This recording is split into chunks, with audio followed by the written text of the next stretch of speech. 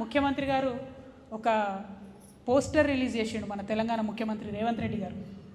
ఏమని?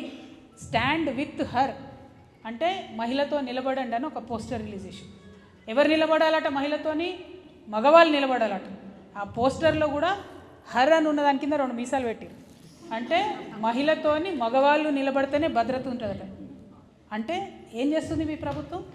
చేత కాదా మీకు? మహిళలకు రక్షణ ఇవ్వడం రాదా? పిల్లలకు రక్షణ ఇవ్వడం రాదా? ఇవాళ బయటకు పోతున్న మగపిల్లలకు రక్షణ ఉందా? ఇవాళ జరుగుతున్న దొంగతనాలు చూస్తలేమా? అంటే ఒక ఆడవాళ్ళకే రక్షణ లేదు, ఆడవాళ్ళే చేతగాని లేదు వాళ్ళు, కాబట్టి మేము మీతో నిలబడతారంటారా? ఇది ఖచ్చితంగా మహిళలకు అవమానమే. ఎందుకంటే అసలు రాజకీయాల్లో ఎంతమంది ఉన్నామండి మనం? 0.00003% ఉన్నాం.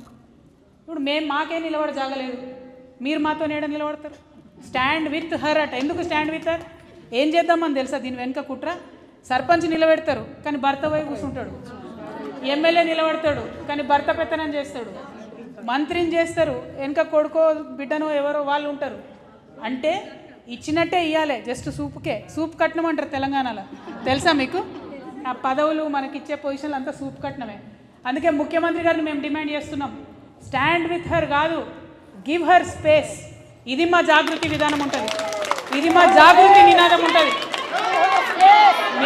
మీరు తప్పు చెప్తున్నారు. ఇవాళ ముఖ్యమంత్రి స్థాయిలో ఉన్నటువంటి మీరు మహిళలను అవమానపరిచే విధంగా, పురుషులు ఉండి నిలబడి కాపాడితేనే మహిళలు ముందుకు పోతారన్న విధంగా మాట్లాడడాన్ని జాగృతి తీవ్రంగా ఖండిస్తుంది. గవర్నమెంట్ మగది ఆడది ఉండదు, గవర్నమెంట్ న్యూట్రల్ ఉంటుంది, గవర్నమెంట్ అందరికీ సమానమే ఉంటుంది. మా రక్షణ మీ బాధ్యత, మీరేసే బిచ్చం కాదన్న విషయాన్ని ప్రభుత్వ పెద్దలు గుర్తుపెట్టుకోవాలని చెప్పి నేను కోరుతూ